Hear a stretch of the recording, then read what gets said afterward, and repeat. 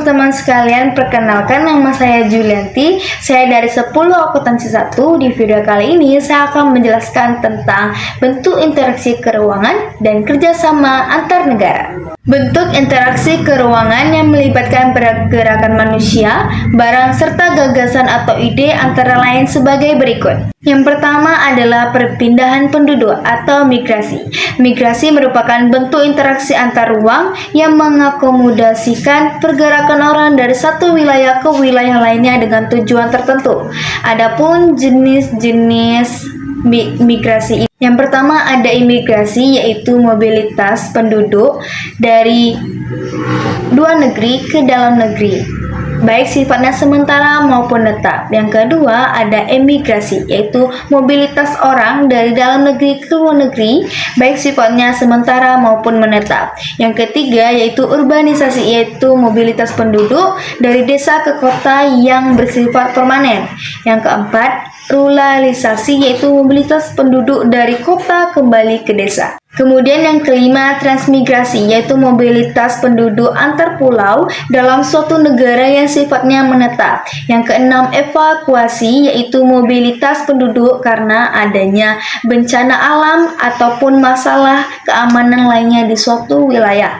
Yang ketujuh sirkulasi, yaitu mobilitas penduduk yang bersifat sementara waktu dengan keperluan pekerjaan atau keperluan lain yang mengharuskan menginap di tempat tersebut. Yang kedelapan itu adalah komutasi, yaitu mobilitas penduduk dari desa ke kota yang bersifat tidak permanen pada hari yang sama. Selanjutnya yang kedua yaitu adalah komunikasi. Komunikasi merupakan bentuk interaksi antar ruang yang melibatkan pertukaran ide atau gagasan baik secara langsung maupun tidak langsung. Berikut contoh pertukaran informasi. Nah, contohnya seperti siaran televisi yang menyiarkan kejadian-kejadian di suatu wilayah, streaming, website, dan marketplace. Dan yang ketiga, transportasi, bentuk interaksi antar ruang dalam pergerakan barang dan jasa dari daerah satu ke daerah lain. Sebagai berikut. Yang pertama, perdagangan internasional antar ekspor dan impor. Yang kedua, pengiriman komoditas, perdagangan melalui transfer laut, darat, dan udara, dan satu daerah ke daerah lainnya. Kemudian kita akan membahas poin yang kedua, yaitu tentang kerjasama antar negara. Hubungan luar negeri Indonesia secara resmi telah dimulai sejak negara Indonesia berdiri, yaitu 17 Agustus 1945. Kesempatan ini dimanfaatkan Indonesia untuk senantiasa mempromosikan kehidupan masyarakat yang harmonis, menjunjung tinggi norma-norma masyarakat, hidup berdampingan dalam keberagaman, serta saling menghormati dalam keberagaman. Kerjasama antar negara ada terbagi menjadi 3. Yang pertama adalah kerjasama bilateral. Kerjasama bilateral merupakan kerjasama yang dilakukan antara dua negara yang terdapat aktivitas timbal balik kedua belah pihak negara tersebut. Adapun bagian-bagian dari kerjasama bilateral, yaitu motif kerjasama. Kerjasama bilateral umumnya timbul didasari motif dan kepentingan masing-masing negara yang terlibat.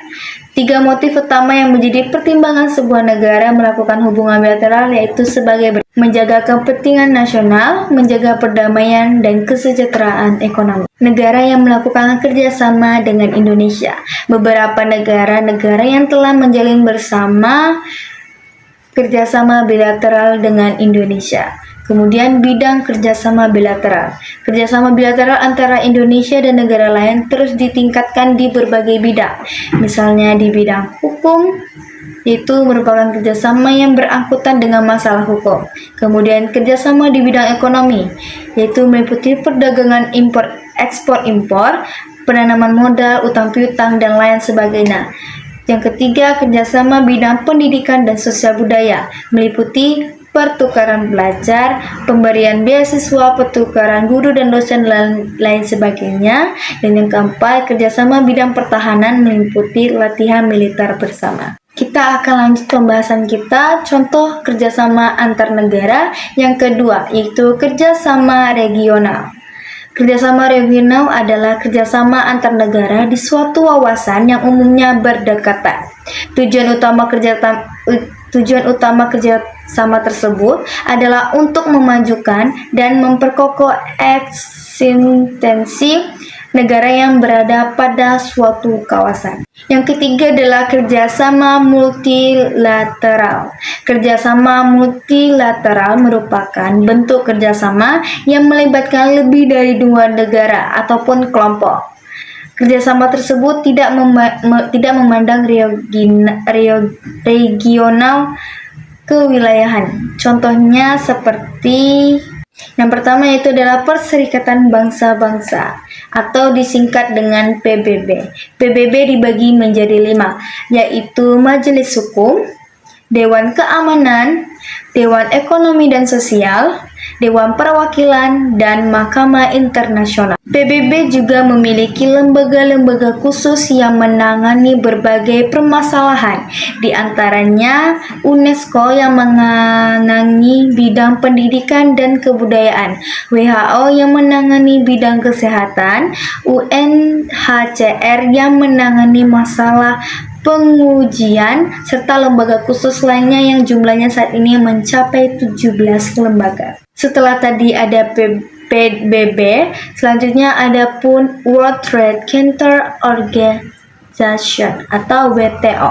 WTO merupakan organisasi perdagangan dunia yang memiliki kewenangan mengatur perdagangan antar negara yang bermarkas di Jenewa, Swiss. Kemudian yang ketiga, International Monetary Fund atau IMF merupakan lembaga yang menjadi bagian dari sistem PBB. Hubungannya dengan PBB bersifat kesepakatan sehingga setiap kebijakan IMF bersifat independen dan lepas dari campur tangan PBB. Dan penjelasan yang terakhir yaitu tentang Organization of Islamic Cooperation atau OIC, atau dalam bahasa Indonesia dikenal sebagai Organisasi Kerjasama Islam atau OKI, yaitu organisasi solidaritas sesama muslim di dunia. Berdirinya OKI bermula saat terjadinya peristiwa pembakaran Masjid